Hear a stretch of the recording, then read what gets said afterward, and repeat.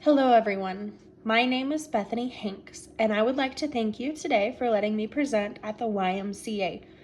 Today I will be presenting on borderline personality disorder, otherwise known as BPD, using information today from the DSM-5-TR as well as peer-reviewed research.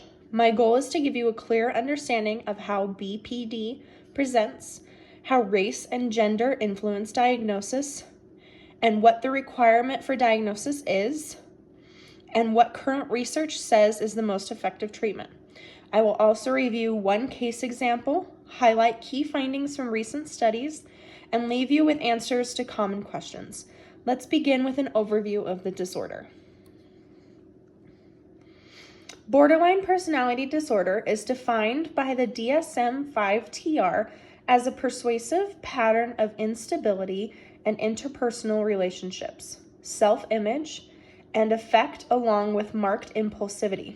Individuals with BPD often experience intense emotional shifts and a strong fear of abandonment and difficulty maintaining stable relationships.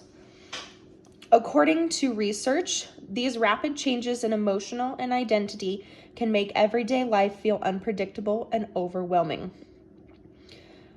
Reports of prevalence of about 1 to 2% in the general population, and it is also important to consider gender and race. Women are diagnosed far more frequently, and research suggests that cultural biases, especially towards women of color, may influence how symptoms are interpreted and labeled. These disparities highlight the importance of cultural responsive assessment. The DSM-5-TR outlines 9 diagnostic criteria for BPD. An individual must at least meet 5 of them. These include frantic efforts to avoid real or imagined abandonment, unstable and intense relationships, identity disturbance, impulsive and risky behaviors, recurrent self-harm or suicidal actions, emotional instability, chronic emptiness, intense anger, and stress-related paranoia or dissociation. To demonstrate how these symptoms appear in real life, let me introduce you to Maya. Maya is a 24-year-old woman. She becomes extremely distressed when her partner doesn't respond as quickly to her text messages as she would like, and often switches between idealizing him and being angry at him. After arguments, she engages in impulsive spending, and she also reports chronic feelings of emptiness and a history of self-harm. Maya clearly demonstrates several of the DSM-5-TR criteria, making this a strong example of how BPD can present clinically. The most common and effective treatment for borderline personality disorder is dialectical behavioral therapy, or DBT.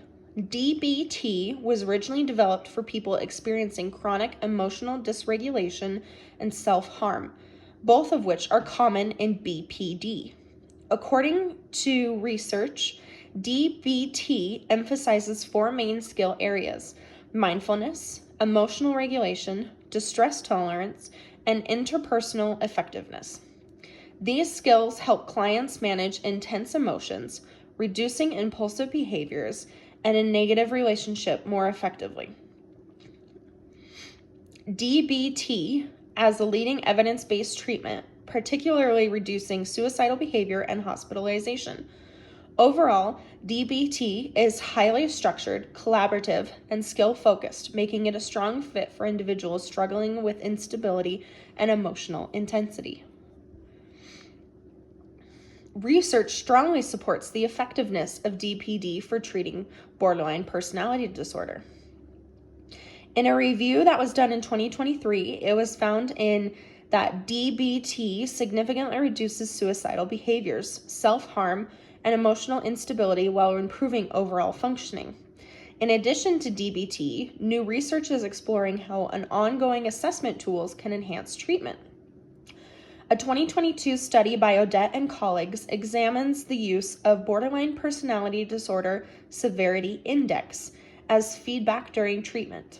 They found that both patients and therapists valued feedback because it improves communication, allowed for real-time adjustment to treatment plans, and increased patient engagement.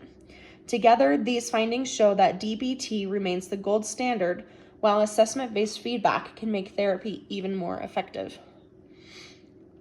I'd like to address the 3 most common questions about borderline personality disorder. First, many people ask whether borderline personality disorder is caused by trauma. While trauma can be a contributing factor, it states that BPD is a result of complex interaction of biological vulnerabilities, temperament, and environmental factors, not trauma alone. Second, people often wonder why women are diagnosed more frequently. Research indicates that gender norms around emotion, cultural expectations, and clinician biases can contribute to these differences. Finally, the most helpful question: can people with borderline personality disorder recover?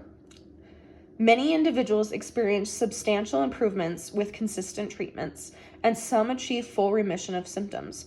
With structured therapy like DBT, recovery is absolutely possible. Thank you for your time and attention. In this presentation, I have covered the DSM-5-TR definition, diagnosis, and criteria for borderline personality disorder, discussed important gender and racial factors, reviewed a case example, and explored the most effective treatments supported by current research. DBT remains the gold standard, and emerging evidence shows that assessment tools can further enhance the outcomes. I appreciate you being here, and I am happy to answer any additional questions.